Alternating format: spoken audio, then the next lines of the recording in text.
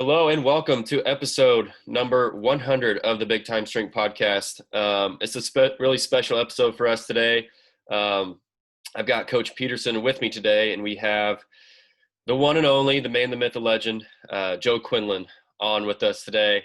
If you are a longtime listener of the show, he's probably mentioned on, I don't know, probably 30% of the episodes. Someone talks about him, and when Press and I started this podcast, it was always something that we wanted to make sure that we kind of got this thing established. We were up and rolling. Not that we're master interviewers by now, by any means, but we wanted to give Joe a really good platform. And we're really excited to bring him on. We thought episode number 100 to make it special would be cool. So before we get to Joe, I want to go through our sponsors. As always, Team Builder, they've been with us almost since right out of the gate.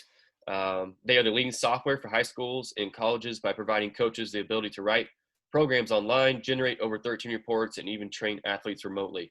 If you sign up with code BIGTIME, you will receive a free APRE template, which works automatically within Team Builder. No more spreadsheets and workout cards to track training maxes that change day by day. Automate your programming without outsourcing your programming with Team Builder. I think I mentioned on my last show, Team Builder has been huge for us during this COVID period. Just everything's changing day by day.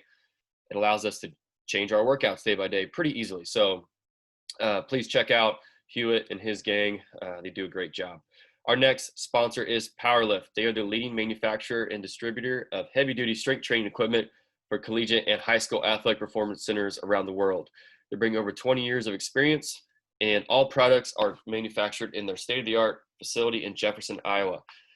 Powerlift is proud to support all coaches making the big time where they are at. They're a staple in this industry, and to have them support us on this show is always an honor. Please reach out to Mike Richardson. His contact is in the show notes if you have questions on Powerlift. Our last sponsor is Evans Sports Performance Progressive Speed System. If you're a strength conditioning coach who struggles in the area of speed development, or if you wish you had a system to teach acceleration, multi-directional speed, kind of like you use in the weight room, or maybe you know a lot of speed and agility drills, but don't really know what drills are supposed to be teaching your athletes. I kind of fall into that category myself at times. If you would like a system that allows you to plug in your favorite drills in a progressive way to allow you to slowly prepare your athletes to move better on the field, head over to evansportsperformance.com, and if you type in BTS 50, you'll get $50 off his progressive speed system. I am a system-based coach. I like my systems. I know Preston on this call is huge in that as well. And Coach at the Evans Sports Performance does a great job of breaking that down. So if you're interested in that, please head over there and enter in that code, and you'll get some money off a really cool system. So thank you to all of our sponsors. With that being said, let's get to today's show. Joe Quinlin, Preston and I's mentor, friend, just an awesome coach. We can't wait for you guys to get to know him a little bit more today. I'm going to hand this over to Joe, let him kind of give his background through strength conditioning, then we'll get into some questions. All right, thanks for having me, fellas. Yeah, like Gage and Preston said, this is only my 13th year at Northwest here, but kind of starting off, I played football in Northwest Missouri State from 1996 to 2000. And my ideas out of school as I was going to do personal training and do just athletic performance in the private sector. So I got engaged to my wife, and she wanted to go to West Virginia for grad school. So I followed her out there, going to do personal training, and then got into a graduate assistant position there and worked at a place called HealthWorks Rehab and Fitness, where I learned a lot more about athletic performance from kind of earlier mentors, Mike Hoover. And after graduation, came back here. My wife got the assistant athletic training position.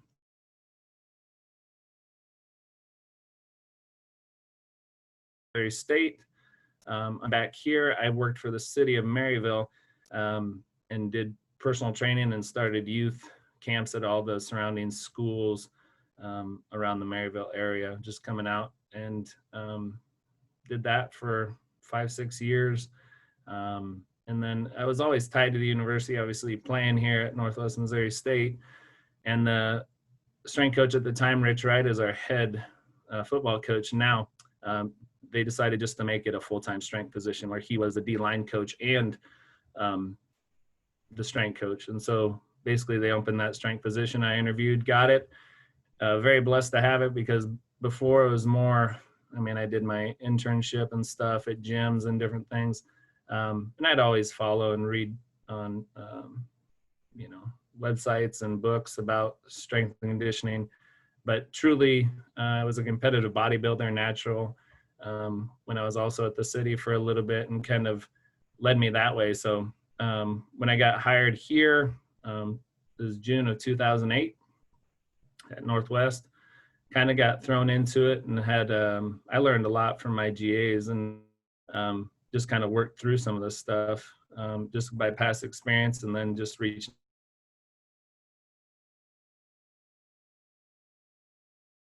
coaches. And that's one thing I love, that were very meaningful for me. And I think at least being at the Division II level, I'd reach out to local coaches, and like Andrew Hootie at KU was always good to me. At Mizzou at the time was Pat Ivy, and he was my mentor for the CSCCA certification, and just the whole Mizzou staff. I kind of went down there, and at that time, I mean, they were young, but you look at, you know, Dr. Brian Mann, and Josh Stoner, Andrew Paul, and some of these people that, you know, they taught me a lot just from going to these clinics. And there were more than that, Keith Caton and some of those people that were up at Syracuse now. So, but just kind of a good time for me, learning through it.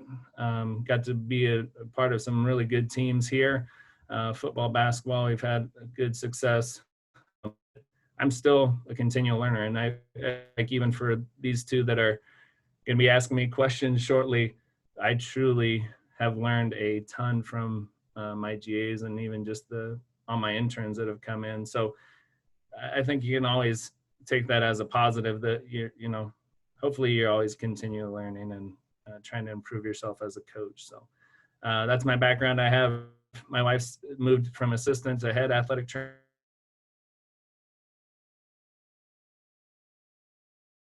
Now we have 4 kids. We live in Maryland, love the community, and obviously coaching for my alma mater is probably a passion that's probably really pushed me within the field too. So was that? You're good. That is awesome.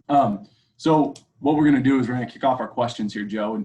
And one of the things that will probably stand out to a lot of people around the Midwest area, and they hear the Northwest Missouri State name, the Bearcat name, is they just think about an awesome culture, and maybe just the success that you have had with so many of the football teams and basketball teams. And not that the other sport teams aren't successful, just not at that national level maybe. And it all kind of culminates at what are you doing in the weight room to establish a culture, to set it, and what's it look like if somebody would walk through your weight room doors and see what you're doing with your athletes? Yeah, and that's why you hear it a lot. I mean, culture is huge at any level, high school, college. But I just feel it's just the standards of what, you know, you are what you allow. And for us, accountability, showing up on time is number one. If you're, you know, we ask you to be where you're supposed to be at this time, that's the easiest way to see if you actually are bought in or not. So the accountability piece for our culture is huge. And then I'm more of a players coach. I'm kind of a relationship coach, where when they come through the door, and kind of that's what really, you know, teaches me of how to coach them. You know, if they come from, you know, inner city, they come from small town Iowa, small town Missouri, just trying to figure out what motivates them. And that's one of my bigger things. But that culture is a centerpiece to our, you know, that culture of accountability is a centerpiece, and everything kind of goes off of that. So through that, I feel, you know, love is one of the big things too. Is I can truly say that, not that I've loved every athlete, but I at least respect them enough to show them until they prove me wrong. That respect of love, where I want to teach them to be a better person, a better human being, in and outside the weight room. It's just not just an athlete, hopefully, for us. And it's a challenge when we got 450 athletes, but at least, learning names and different things. And that's why I've had, talks with certain sports teams that I'm not directly over. I don't know everybody's name that comes through there, but at least being nice and, engaging in conversation and showing kids that you actually care about what they're doing. I think there's a lot of buy in that way too, to kind of set the foot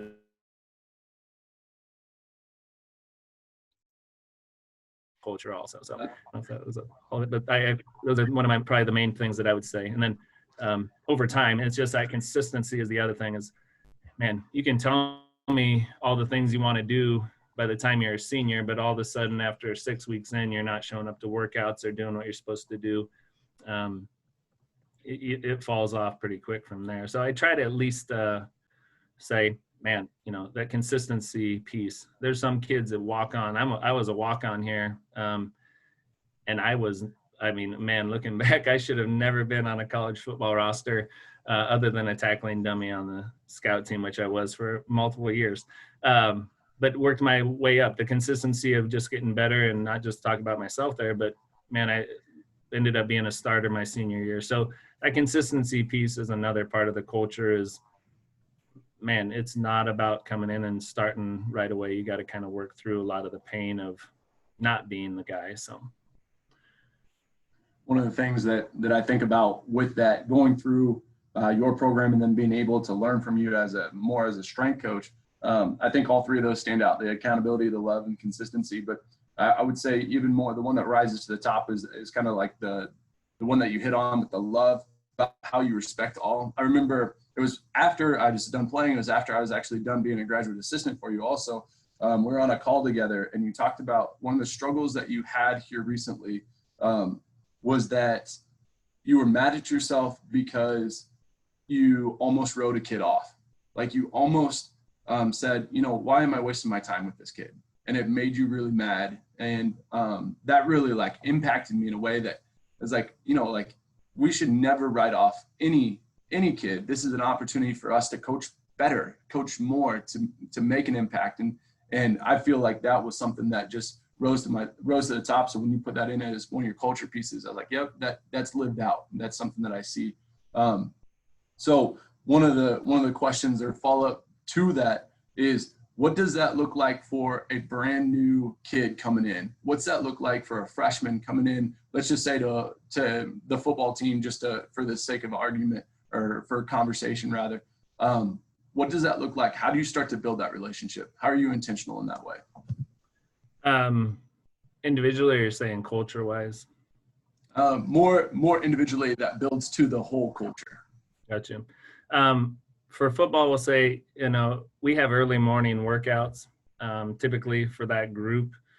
And for me, we take pictures of kids and put their name and then their hometown and kind of get their face associated with where they're at. So you kind of at least show the buy-in to where you're understanding where they're coming from. So if it's a Kansas City, Missouri, or a Maryville, Missouri, it says, John Smith from this. It gives you at least a little bit of talking points with those kids. So when they step in the door, I'm learning their names just as much as they are. And I'd say the workouts at that point are so basic and just trying to get technique a little bit. And obviously going forward here, it might look a little different with the coronavirus and limited group size, but typically we have about 3 or 4 on a rack and we just cycle through certain movements. We'll say a front squat. And we just run through, we do some type of functional movement screen, we do body comp with them. And when you're doing that, we're just kind of making small talk, learning a little bit pieces about them and kind of just making mental notes and just trying to remember those best you can, even if you make personal notes on the side of these charts that have the kids' names in their hometown. And we actually got that from Jake Volstead, my assistant. He got it when he interned at University of Iowa. And it helps all the interns too learn their names, because same like anywhere, if you walk in, and you guys are all young, but there's an old show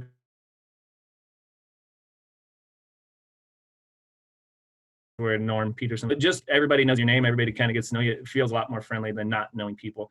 and saying you guy or you person. But those are, but that starts for me too. I'll share, to say, man, I have somebody relationship down there too. So we're evaluating their movements, we're evaluating them to see where they're at, but also understanding, trying to get that personal piece through that way. But that's kind of how we start.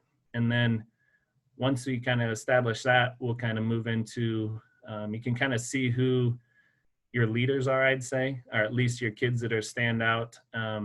And you get some feedback from the football coaches. And again, we're just talking, with the football athlete, but all sports coaches, when you recruit a kid, you get some of those small things about them personally, whether it be, it might be, where they grew up or what their parents do and stuff like that, that kind of help close in some of those gaps, then get to know them too. We do questionnaires, just random stuff like favorite movie, favorite, all that type of stuff too. So you can get some of those, and that's been more recent also. And that helps at least to look back and say those things. But after you kind of get to do that, we just kind of get in and get going, and you kind of establish your leadership or who's going to step up. We do a thing where that freshman year, and you guys know it, we just leave the weight room, we set it up and are there, and then all of a sudden we disappear and we see who kind of picks up and starts the workouts and does the things on their own. You can kind of pick, I don't know, there's lots of ways to find your leadership, but those guys are the ones that, you pull them aside one-on-one and say, these 3-4 people out of these 15, I would consider leaders. And we say, we're putting a little bit more on you. You got to be a little more vocal. You got to be, doing things right, getting all your reps and sets. And that's kind of the start of that. And I can't remember going forward here. I might answer some different questions that are going to come later, but sometimes we just put them out there and we do a warm up, and you do 25 air squats, and we count random kids air squats. And if they count 23, kind of realize if you can trust kids or not. So not totally calling out kids, but you make an example of them. We kick them out of the weight room. If you're skipping reps, we kick them out first. If we do it a second time, we'll kick out the whole team. And it's just to show that there's things, it's not punishment. A lot of kids love to be in the weight room. I think the consistency, especially during these times of pandemic, get kids, they just like that normalcy. But if you kick them out of the weight room and not allow them to be there, it doesn't affect you, if you don't care to be in there. But all of a sudden, the second time through, we kick out the whole team, you realize that it's a life thing too, where it's not just affecting you, it's affecting the outcome of your whole team. So those are kind of some of those underlying things we try to do also. I know that was a long rant there, but. Well, Joe, I think I want to talk a little bit more about leaders. And I think I don't want to speak for you, but I think one of your favorite parts probably is just that team camaraderie standpoint and building that and really being a part of that along with the sport coaches. So is there anything in particular that you do, even not just with football, but with other sports as well, that really help build that team camaraderie that really aids the sport coaches in building that? Yeah, I think there's a lot just even talking to the coaches, because every sport, there's a little different of what those coaches actually individually want. And I think if you get that, at least some main pieces, that's huge. But we'll do competitions. We'll do, different sports, different things. Football, we do competition stuff on Fridays in the summer. We might do, some type of plate holds or farmer carries for distance over time, and kind of, just the mental toughness aspect for football. Basketball isn't a good example. When we come in, usually start everything going October 15th with practice and in season. So out of season, we usually have about 6 weeks prior to that when we come back to school. So we do, a lot of those kids are not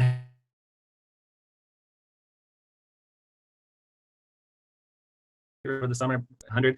They don't typically enjoy the weight room, but they are good basketball players. So we got to understand what motivates those kids too. So those first 6 weeks, we're in the weight room, we're doing movements, but weight-wise, we're not really crushing it. So we do some ROTC type training stuff, some mental teamwork type stuff, competitive stuff that way, where we're walking around campus carrying stuff, and you have a group of 4 that has to carry a certain amount of weight, and they trade off, and it's just kind of good team building, mental toughness, but also just understanding who your leaders are. They'll kind of shine in those type of things. But those are probably some of the ones. I mean, we do different. I mean, baseball, we do some different stuff late in the fall semester, typically, where we do some type of team where we're in 4 different teams. And I think, Preston, you might have been one that actually started that, where we kind of get into teams by color, do tug of war, all these different types of games. And but just trying to make that culture to be a little more competitive. It's not just coming to the weight room to lift weight. We try to find ways to motivate them. We change the other things. It's silly, but I mean, even music, music that we use in the weight room is one way to motivate and challenge, but we kind of give the reins to certain people at certain times. And it's crazy how a kid buys in just because you get to play their certain type of music, or how pissed off people get when you don't let them play certain music. And I don't know. I've had an athlete that we played country pretty often, but he wrote me after he graduated and said I went out, and he would have never typically listened to country music, and he said he went out and could relate to a client because they listened to country music and he actually knew the words to a certain song. So not to say it's a culture thing, but at least, typically, some of those things kind of pull into it too. I know that's weird, but that's a cool example though. I like that. So as you talk a lot about your culture, leadership and all that stuff, I'm also thinking about how you do that with your staff. Maybe just talk about like your approach with staff. Cause I remember like with the interns, I remember one thing we always had to do is we had to stand at the door and give everybody a high five when they came in. And I remember one thing you did with me my first couple of weeks there is I was standing with my arms crossed, and you just came over and like knocked my hands down and said, "We don't do that." And I was like, "Great, yep." And like I never did that again. So like, just what's your approach with your staff? You've done a great job at that. Obviously, you kind of have this great coaching tree now that's trickling out. Just had another one of your coaching tree get a head job yesterday. So kind of just what's your overall approach with how you handle your staff? Yeah, with staff, we start basically. I mean, I was dealt a great hand coming in. When I started here, Coach Wright was, again, he was the coach at the time, and he ended up bringing Ben Schumacher in for an interview, and I actually interviewed him after he agreed because Coach Wright knew his dad. But Ben was one of the best things that happened to me. He's up at Minnesota right now, and I've, that tie, and then Adam Stevenson was my second GA. He was in his second year when I started here. So those two, just understanding, coming into a situation, they really set the foundation, and then everybody from there really helped me out. But what we'll try to do with GAs, I mean, we started an internship program when you guys were here. Jake Niederman helped with that big time. And going, because before our interns would come in, help set up and clean and do stuff. And with strength coach and 2 GAs at the time, we're running around with our heads cut off. But man, when we actually step back and give a little bit back to these interns, they really buy in and do stuff to really help out. So once we kind of got that established, that changed a lot. So my thing, again, body language. I mean, like you said, with, this is one thing I hate having coaches in the weight room is if you have a coffee cup and you're standing at the back, really not engaging people, it doesn't always help what I'm trying to get going as far as the intensity of a huge squat. And you look over and your coach is over there with shades on and looks like he would rather be somewhere else. So anybody that's in there, I say would you want to be coached by you right now? And that's one of the easiest ways to say it is, man,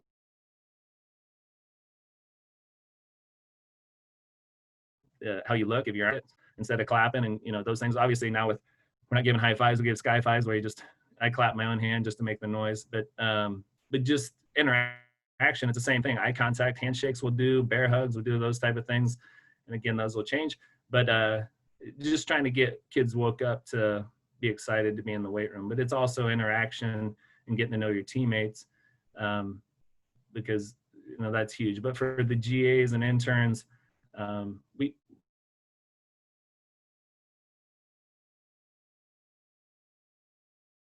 it's constant evaluation meetings with my interns a little bit more, and talk about progress.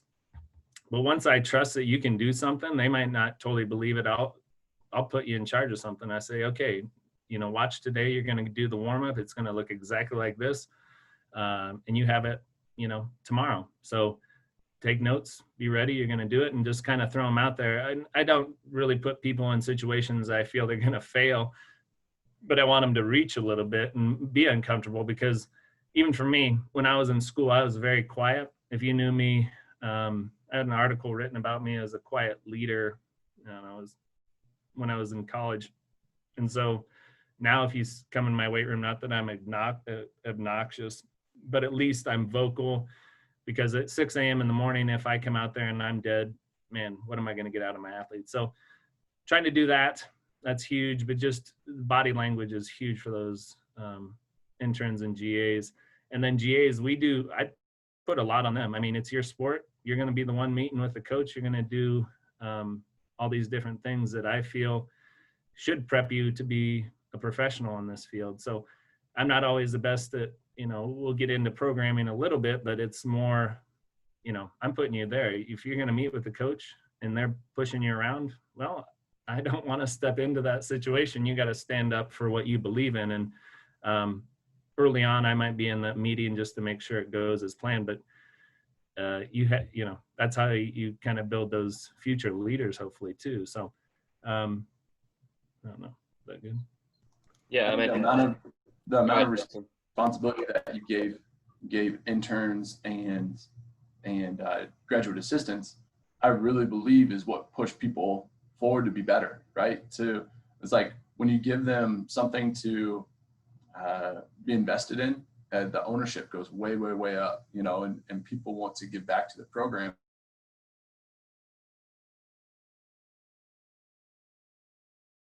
That's giving them opportunity to get better. The opportunity that the interns get to lead a warm up or to coach a rack or to be around other people that are going to drive them forward. It's such a cool environment in that way. So it's like you, Joe, get to coach the athletes, but you also get to coach the coaches or the going to be coaches. And I'm sure that's a lot of fun. I know that's something that I just learned a lot from you in that way. So now every time I have a student teacher or an intern or an assistant coach, like we dive into what is the most important stuff. You just talked about like maybe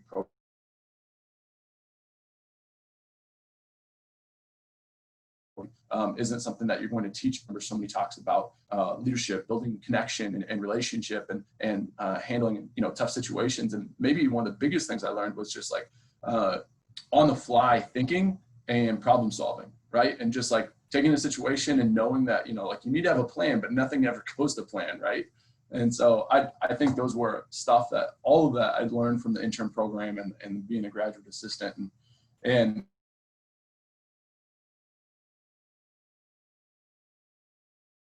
me up for like this next question. Just think back to those experiences I had with you, because you've had some tough hurdles. I want to hear about that, Joe. What is the toughest hurdle you've had and how do you overcome some of those challenges? Yeah, we're talking weight room or just life? Yeah, well, I mean, like whichever way that you want to go about that, I'm okay with it, because when you tie that back to the weight room, I think it's an important part. So yeah, and I think for me, I don't know, it's been 2.5 years, but I had a heart procedure done. It kind of makes you evaluate life and just what you're on earth for. I consider myself very spiritual, and treating people, more of Christian values than anything. But that really changed my philosophy on coaching and kind of made me evaluate of, in the past, what have I done and what have I failed to do? What can I change? So that's one of the things. There's been a lot with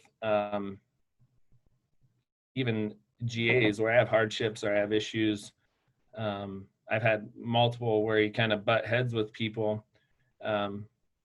Those have been very challenging. Athlete one-on-one with certain athletes, there's always been some challenges, but just trying to find a common ground of mutual respect with athletes and even GAs that I allow my GAs to do different types of programs than I do. And we'll get into that in a little bit, but I feel, you're not going to go out there and do exactly what I do. If you did that, that's not your own person. So you got to feel like what makes sense to you, and you can stand by it when you sit in that room with a coach to say, this is why we're doing what we're doing, but try to lead along the way and at least evaluate people why they're here that way.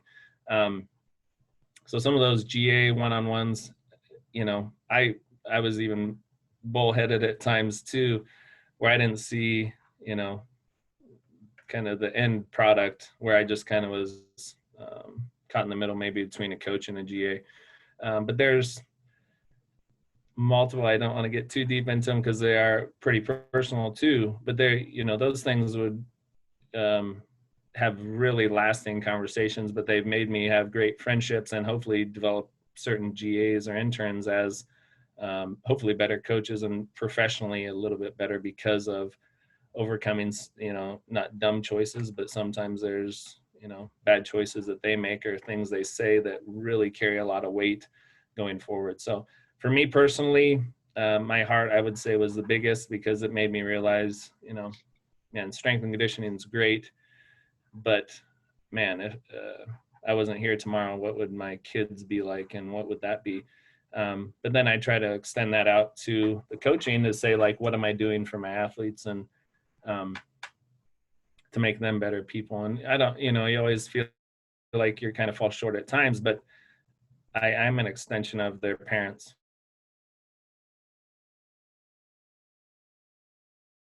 I'm there to watch over their kids, where their sports coach is not to say they're only worried about their playing time, but I feel like me and my wife being an athletic trainer are people that they trust to talk about emotional issues. So it kind of made me evaluate the importance of that for those students, athletes, mental health too, because it's not easy, college athletics and even high school athletics too. So I felt a good calling that way, to be able to be here to say, okay, I'm not just developing my interns and GAs.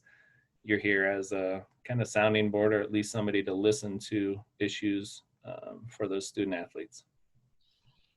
I think that's probably one of the top thing everybody respects you for, Joe, especially who's been through the Northwest culture, is just everything you talked about there. And you did mention one thing I want to get to before we get into some programming stuff is you mentioned your wife. She is awesome, and she's the head athletic trainer there. So there's certainly an interesting dynamic most strength coaches don't have. But let's just walk through that a little bit. Like, maybe walk us through the pros and cons to having your wife be the head athletic trainer.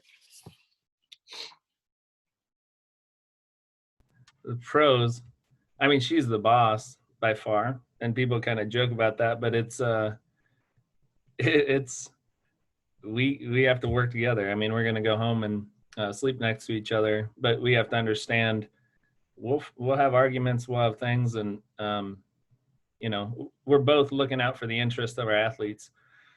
And so it's a great dynamic. Her whole staff and my whole staff, we're not too far apart. We can walk over and talk to them, and it's great relationships. And I don't think a lot of high schools or colleges have that, where they don't trust, or there's a lack of respect, but sometimes egos get in the way. Where for me, if I think athletes are at a certain spot where we can push them a little bit more, we'll sit down and have discuss why. But I think those are things just even through culture too. You kind of have to work through, if you don't see eye to eye, we got to work through. I think it's a great thing for athletes, because for, the first half hour that she would come home or I get home, we always talk about our student athletes that we're dealing with, or have text messages back and forth for certain restrictions. But man, when it's great for our athletes, because when they come in the weight room, we know exactly what's going on, they're in rehab, or if they say, like, every time we have recruits come through, I say, if you roll an ankle at practice, the accountability piece, you're still here the next morning at practice or at weights. We have a 6:30 lifting time. You roll an ankle the night before, or you do something, you're still planning to be there. We'll modify your workout for you. So that communication, it kind of goes right into the line of accountability of, okay, if we have a concussion, obviously we're not getting to come in or things like that are more serious, but that accountability of us understanding where you're at and you're supposed to do what you're supposed to do is really helped by our relationship with our athletic training staff. So it's not always pretty. I mean, there's nights I'm sure that we might go to bed a little angry, but we work through it. And we know it's all for the betterment of our athletes. I don't think that it's truly a personal take on things that I'm just trying to, I want them to squat heavy when they, go in with a back injury or something. But, I'm sure there's some ego there at times on my end mostly. But just understanding, what we're trying to do for the athlete. Are we here to make them a better basketball player, football player? Yes. Is what's the best for them long term. So a lot of the other thing are restrictions.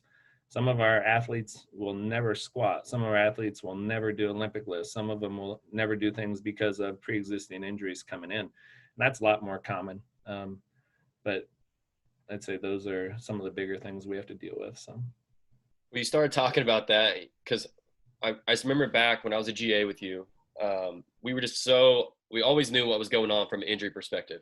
And obviously that was because, I mean, you and your wife are just so tied into it, where now that I've moved on and I've, it's been 4+ years now, just that communication with your ATs has been much more difficult, has much more of a intentional effort to make that communication. So for you guys to be able to communicate like that is a huge advantage, just for both staffs, I think. And you guys obviously do a tremendous job with it.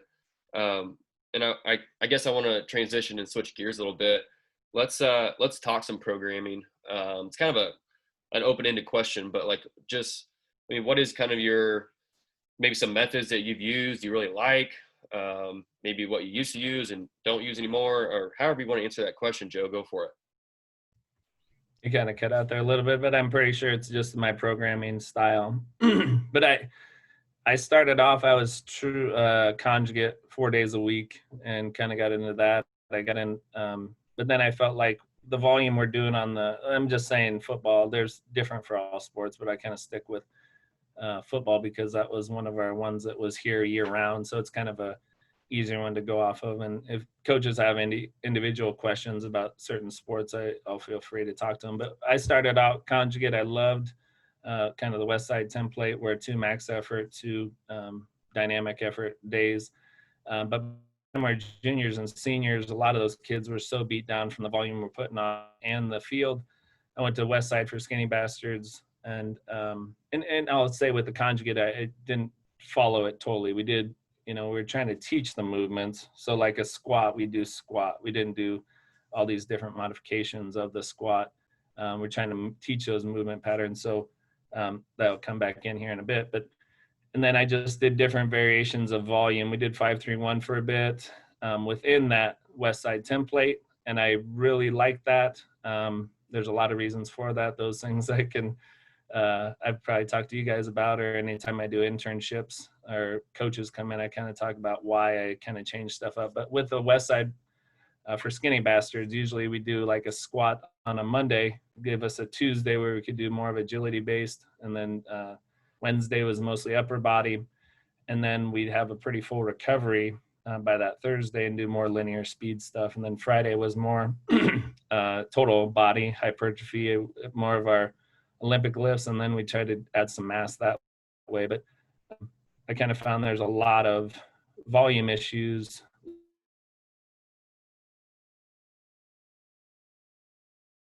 with our juniors and seniors. That. So from there, like I said, I did 5-3-1. I did the cube kind of within those templates. And depending on the sport, we kind of change it up. So more recently, I've been doing the Johnny Parker, the system books, the system. And when I had my heart surgery, Johnny reached out to me and we talked pretty regularly. I haven't talked to him here in a little bit, but just he taught me a lot just about coaching and understanding stuff. And again, that was a trying time in my life. If I knew that this is the, job for me where if I could still do it. It's a young man's game. I'm 42, and again, to kind of get back into what's the best for my family and my health at the time too. So we had some really good deep talks. He taught me a lot about the system, and just it was some good stuff. And it's more overall repetitions and volume, and kind of changing up the days of the week and stuff of overall volume and each week, each day. And it worked out great with this. We had some really good success, size, strength, power, where I felt like it was more performance based. I really did good with that. This last year with our COVID stuff, it was a struggle. And so that's why looking forward, it's not to say it's a Wild West, but I've been kind of changing stuff, because like early this summer, we had a couple days where we do our Monday workout, and then the rest of the week would get canceled because we had a positive case or something. And it's at different aspects, of the program, where they might be on quarantine for 2 weeks, and then all of a sudden they're coming back and we're in our third week and we're getting heavier for certain things. So within that, within the system too, we did some APRE stuff, some Brian Mann stuff for mostly on our upper body days. So I kind of did it all. Right now I'm looking more, our freshman program, our, block zero type stuff. We kind of went back to conjugate a little bit and changing up the lifts, but actually changing the movements each week, and had good success with that. So I've had good success with those. I would say I like the West Side 3 day a week, just because of student athletes. For us, we don't have a training table. We don't have that type of stuff to help aid in recovery that way. So I'm trying to look at the recovery component probably a little bit more, and not overdoing it in the weight room. I've heard it before. I can't remember who said it. But I'm trying to figure out what gets the water to boil, like that boiling point, getting the desired effect every time. And not to say, there's a lot of things that have changed my mind on certain things, whether it be heavy squat compared to Olympic lifts and those type of things. But I'm kind of get a desired effect to make you a better athlete. And again, I'm still seeking. There's still things, people kind of stick to their guns and do certain things. But I like listening and learning from everybody and pull bits and pieces to what works into my weight room, because I got 2,700 square foot, 10 racks. And not everything works. I don't have enough interns. I don't have enough bodies to teach some of these things. So we kind of make it basic. But going forward, not to touch on it much, but, I talk about Dan John's stuff, simplify it, where if I'm going to have 150 athletes for football, 90 track kids, those are just two of our sports, and we can only have 10 to 15 kids in the weight room at a time. For my staff size, which me, an assistant, and then I have 2 GAs, and I feel like we're going to have limited interns now, because most of my interns, maybe in the high school setting too, is mostly upperclassmen.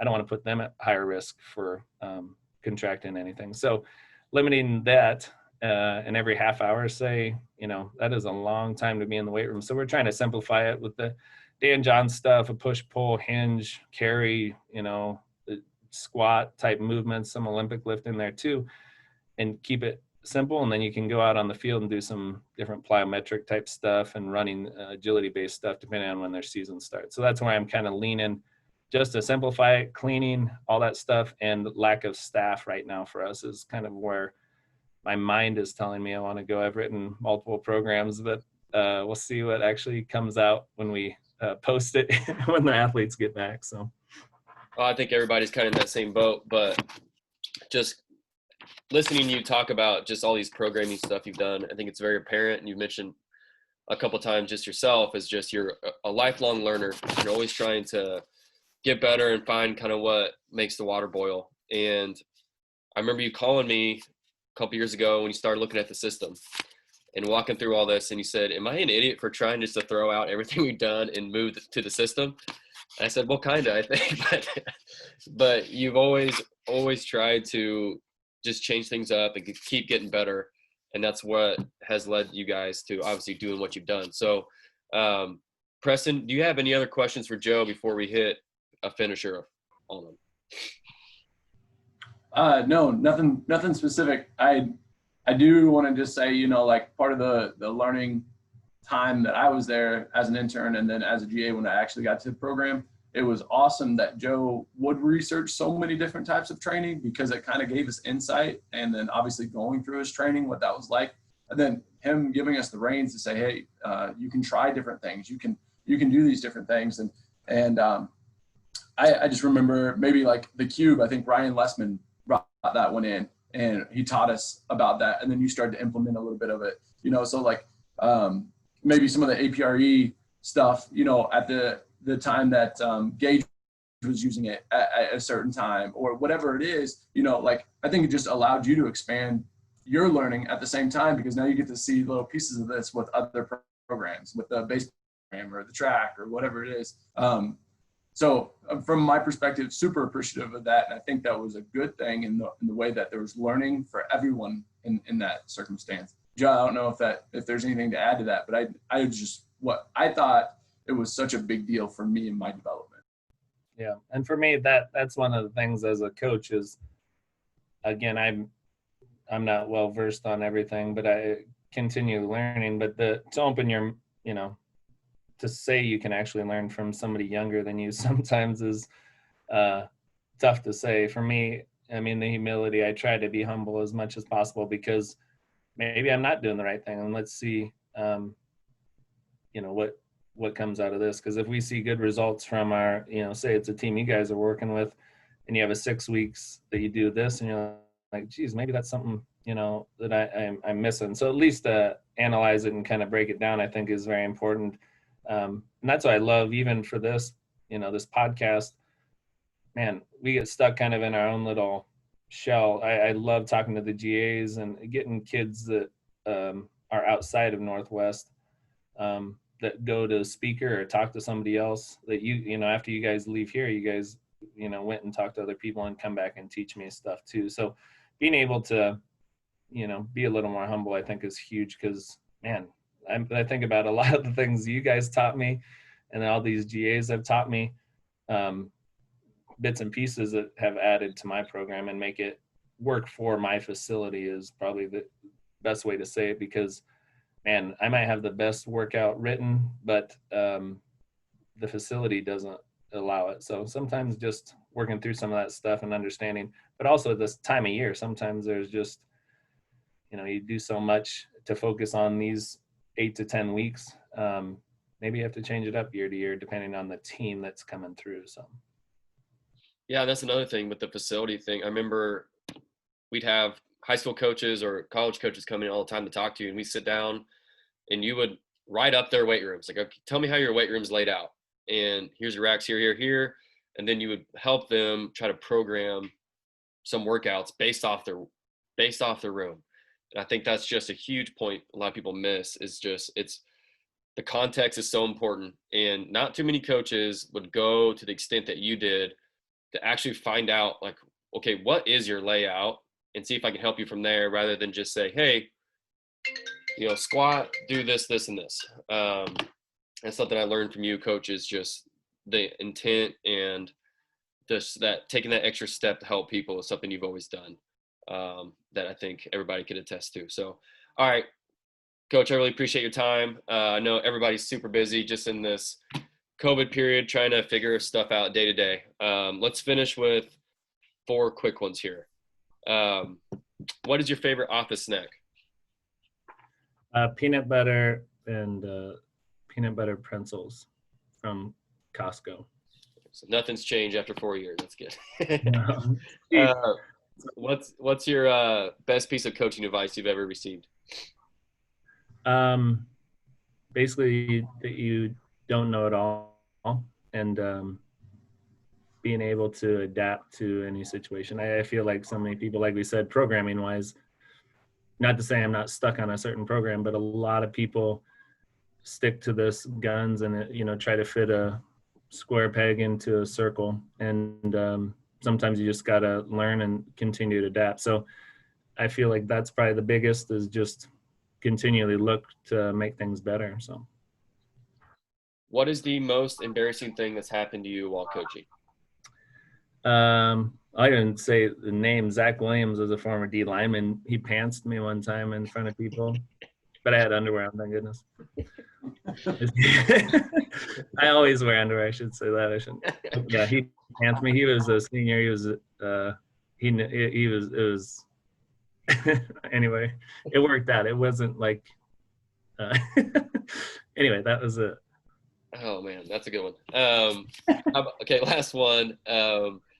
Small school coach or coaches you think deserve a shout out, do a great job? I think one that, I mean, I talked to here, he interned for me, Dakota, and he's at Wayne State. He's just one of those that I think a lot of my interns in GAs, but Dakota is one that is still climbing the ladder, and he's just a butt kicker. But the thing I tell people that call me about interviewing Dakota and stuff is when he left, you realize all the small things that he did that helped out. So, I listen to a lot of people and watch a lot with Twitter and different things, but he's one I feel does the right thing, kind of just the way he's worked his way up the ladder and done well, certified, all these things. But just you kind of know the impact of somebody when they're gone.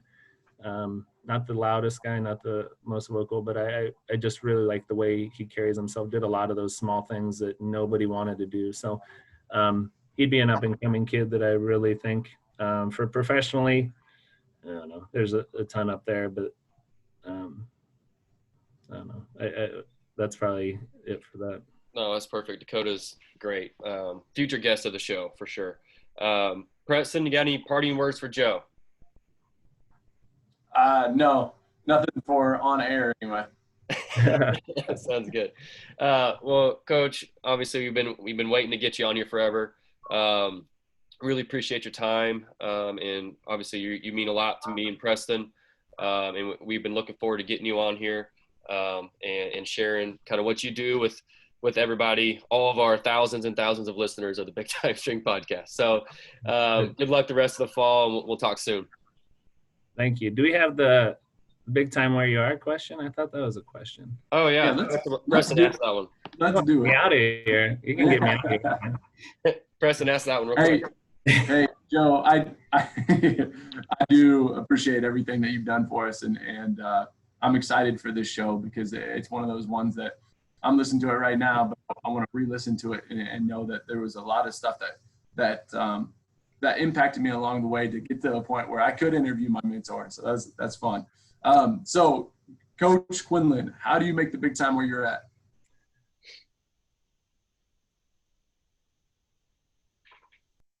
And this one I shared at a meeting and talking with one of my older brothers. I'm the youngest in 9, and just talking about the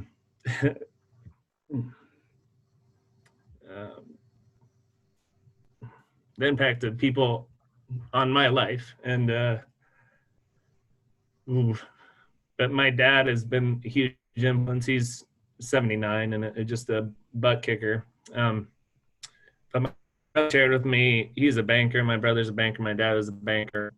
And the big time where my dad, I feel it's done a lot right with his life. And just my brother shared with me when he started into banking a long time ago that his boss had dealt with my dad. And he talked about the things that set my dad apart.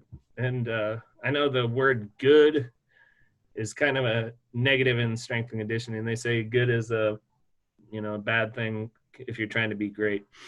But what the banker shared with my brother at the time was that my dad, he said something about him. He's just consistently good. And I think that's something, I think people need to live by a little bit. It's just, I want to be consistently good. I want to be great, great at everything I do, but consistently good. When I show up every day, I have good intentions. I have good mindset. I have good things there. And it's not to say the good to great is the difference there. Obviously, how hard we work and things, but that consistently good for humanity, for, your athletes, I think is something, if they look at you as a rock, if they look at you as somebody that can handle any situation, we kind of need that. And so I just making the big time where you are. It doesn't mean I don't want to. Not to say I don't want to be D1, but I love what I do. I love the challenges of Division II football. No matter where you are climbing that ladder, I think if you're consistently good, is, if you have that mindset going in, it just kind of changed my life when I talked to my brother the other day, because it's just like, when I leave this earth, man, that's a pretty damn good thing to say about somebody. And obviously, like I said, it makes me want to call my dad and talk to him, and those type of things. But that's why I say it. Scott Boswick was my mentor. He is my linebacker coach here. He passed away. But the big time where you are was one of his big sayings, and he lived it every day, and he was awesome. And he taught me a lot that way too. So now we can go, I guess. Well, no better way to end the show than that, Joe. And wise words, as always, something that makes me want to go be a great dad for the rest of the day today, and the rest you think about what I'm doing for my son, for sure. But as always, Joe, appreciate your time. You're the man, and we'll talk soon. All right. Appreciate you guys.